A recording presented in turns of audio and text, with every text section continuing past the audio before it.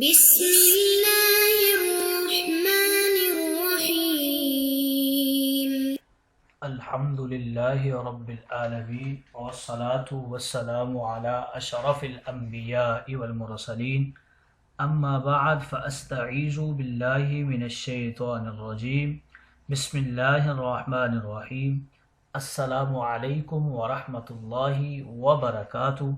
عزیز طلبہ کرام، امید کرتا ہوں احباب خیر سے ہوں گے۔ انشاءاللہ آج ہم تفسیر جلالین کے درس نمبر 272 میں سپارہ نمبر 19 سے سورہ شعراء کی منتخب کردہ آیات 111 سے لے کر 115 تک پڑھنے کی سعادت حاصل کریں گے، جن میں کلام باری تعالی و کلام مفسر کا ترجمہ ہوگا۔ کلام مفسر کی تشریح و توضیح کرنے کی سعادت حاصل کریں گے اور ساتھ ساتھ ترکیبی و تحقیقی اغراض و فوائد کو ذکر کرنے کی کوشش کریں گے۔ تو آئیے طلبہ کرام بلا تاخیر بڑھتے ہیں اپنے آج کے درس کی طرف۔ بسم اللہ الرحمن الرحیم۔ رب تعالی نے ارشاد فرمایا، قالوا انؤمن لک واتبعک الارذلون۔ جب حضرت نوح علیہ السلام نے اپنی قوم کو تبلیغ دین فرمائی اور انہیں کہا کہ میری اطاعت کرو اور اللہ سے ڈرو، تو قوم نے جواب دیا، انؤمن لک، کیا ہم تجھ پر ایمان لے آئیں، یعنی تیرے قول کی تصدیق کریں۔ وَاتَّبَعَكَ الْأَرْذَلُونَ، حالانکہ تیری اتباع رذیل لوگوں نے کی ہے، یعنی کم حیثیت لوگوں نے، مثلاً جولاہوں موچیوں نے۔ اور ایک قراءت میں اتبعک کے بجائے اتباعک کے لفظ ہیں، جو کہ تابع کی جمع ہے اور مبتدا ہے، اور ارذلون اس کی خبر ہے۔ اگر اتباعک والی قراءت کو دیکھا جائے تو اس میں اتباعک مبتدا ہوگا اور ارذلون اس کی خبر ہوگی۔ قال وما علمی بما كانوا يعملون، حضرت نوح علیہ السلام نے جواب دیا، مجھے ان کے پیشوں سے کیا غرض، یعنی مجھے ان کے پیشے سے کوئی مطلب نہیں، خواہ ان کا پیشہ رذیل ہو یا شریف ہو۔ اب رہا یہ احتمال کہ ان کا ایمان دل سے نہیں ہے، تو اس کا حساب اللہ کے اوپر ہے۔ ان حسابهم الا علی ربی لو تشعرون، ان کا حساب تو میرے رب کے ذمہ ہے، فیجازیہم، سو وہی انہیں جزا دے گا۔ اگر یہ حقیقت تمہاری سمجھ میں آ جاتی تو تم عیب جوئی نہ کرتے۔ وما انا بطارد المؤمنین، میں ایمان والوں کو دھکا دینے والا نہیں، میں تو صاف صاف ڈرانے والا ہوں، بین الانذار، کھلم کھلا ڈرانے والا۔ آئیے طلبہ کرام ترجمہ کے بعد بڑھتے ہیں آج کے درس کی تشریح و توضیح کی طرف۔ حضرت نوح نے جب اپنی قوم کو تبلیغ کی تو انہوں نے جواباً کہا کہ ہم آپ پر ایمان لائیں، حالانکہ آپ کی پیروی پسماندہ لوگوں نے کی ہے۔ یعنی حضرت نوح کی قوم نے کہا کہ ہم کیسے آپ پر ایمان لائیں، جو لوگ آپ کی پیروی کر رہے ہیں وہ بہت پسماندہ ہیں، ان کے پاس مال و دولت ہے، نہ معاشرہ میں کوئی نمایاں حیثیت ہے۔ جب آپ کے ساتھ نچلے درجے کے لوگ بیٹھے ہوئے ہوتے ہیں تو ہم آپ کے ساتھ نہیں بیٹھ سکتے۔ قرآن مجید میں ان کے لیے ارذلون کا لفظ ہے، اور یہ ارذل کی جمع ہے، اور رذالت کا معنی خست اور گھٹیا پن ہے، جن سے نفرت کی جائے۔ ان کی قوم کا مطلب یہ تھا کہ آپ کی پیروی نہایت بے بکات لوگوں نے کی ہے، جن کا کوئی وزن اور شمار نہیں ہے، کیونکہ یہ کم عقل لوگ ہیں، ان کی کوئی حیثیت نہیں، یہ جوتیاں گانٹھنے والے اور حجامت کرنے والے لوگ ہیں، ان کو کیا خبر کہ کس کی عبادت کرنی ہے، اور کس کی نہیں کرنی۔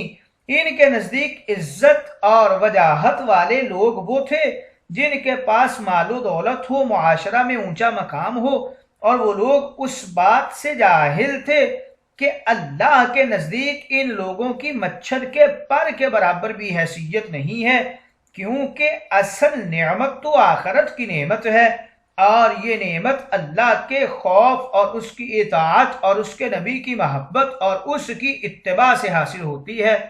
سو عزت اور وجاہت والا وہی ہے جو اس نعمت سے سرفراز ہو، اور ارذل اور پسماندہ وہ ہے جو اس نعمت سے محروم ہو۔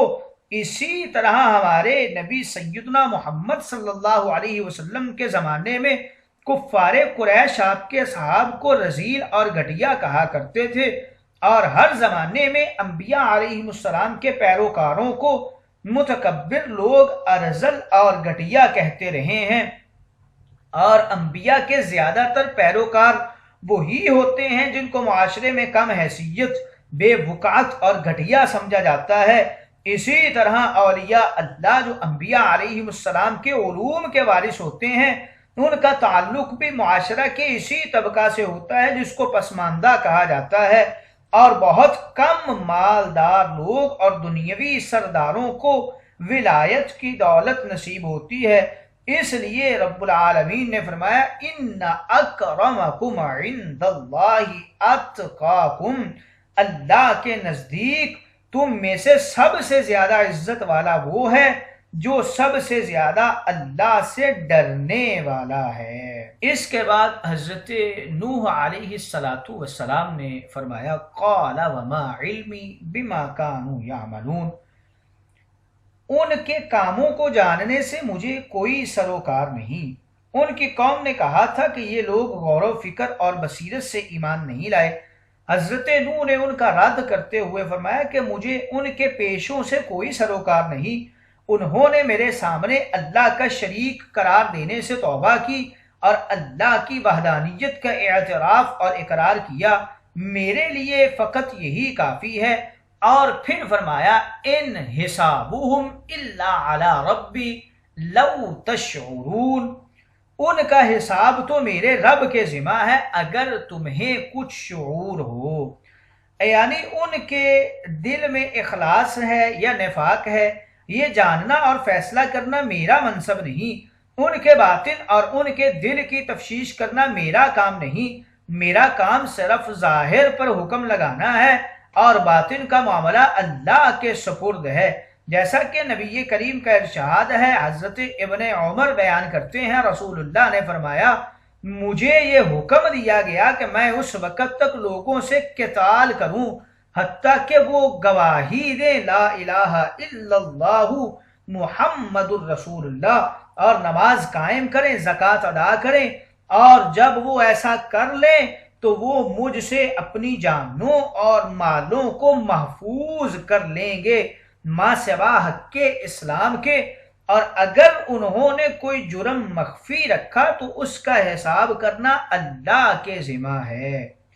حضرت ابو سعید خدری رضی اللہ تعالی عنہ بیان فرماتے ہیں ایک شخص نے نبی کریم کی تقسیم پر اعتراض کرتے ہوئے کہا اللہ سے ڈریے۔ نبی کریم نے فرمایا تم پر افسوس ہے، اگر میں اللہ سے نہیں ڈروں گا تو پھر کون اللہ سے ڈرے گا؟ پھر وہ شخص آپ کو پیٹھ پھیر کر چل دیا۔ حضرت خالد بن ولید نے کہا یا رسول اللہ کیا میں اس شخص کی گردن نہ اڑا دوں؟ آپ نے فرمایا نہیں ہو سکتا ہے کہ وہ نماز پڑھتا ہو۔ حضرت خالد نے کہا کتنے نماز پڑھنے والے ہیں، وہ زبان سے جو کچھ پڑھتے ہیں وہ ان کے دلوں میں نہیں ہوتا۔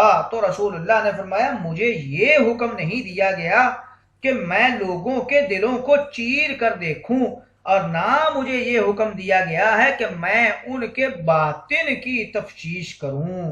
حضرت عبداللہ بن عتبہ بیان کرتے ہیں کہ حضرت عمر رضی اللہ تعالی عنہ نے فرمایا رسول اللہ کے عہد میں وحی کی وجہ سے لوگوں پر گرفت ہوتی تھی، اور اب وحی منقطع ہو چکی ہے، اور اب ہم تمہاری صرف اس چیز پر گرفت کریں گے جو تمہارے اعمال سے ظاہر ہوگی۔